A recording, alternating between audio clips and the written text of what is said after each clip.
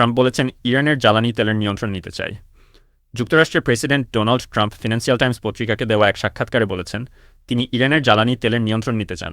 সেই সঙ্গে ইরানের খারক দ্বীপের রপ্তানি কেন্দ্রের নিয়ন্ত্রণও চায় ওয়াশিংটন। একে লাতিন আমেরিকার দেশ ভেনেজুয়েলার জ্বালানি তেল নিয়ে যুক্তরাষ্ট্রের নীতির সঙ্গে তুলনা করেছেন ট্রাম্প। দেশটির রাজধানী কারাকাসে গত জানুয়ারিতে সামরিক অভিযান চালায় মার্কিন বাহিনী। ওই সময় ভেনেজুয়েলার প্রেসিডেন্ট নিকোলা মাদুরোকে স্ত্রীসহ তুলে এনে নিউ ইয়র্কে আটক রাখা হয়েছে।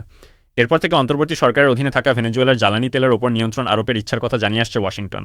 ফিনান্সিয়াল টাইমসকে ট্রাম্প সরাসরি বলেন, সত্যি বলতে আমার সবচেয়ে পছন্দের কাজ ইরানের জ্বালানি তেলের নিয়ন্ত্রণ নেওয়া, কিন্তু যুক্তরাষ্ট্রে কিছু বোকালোক বলছে আপনি এটা কেন করছেন।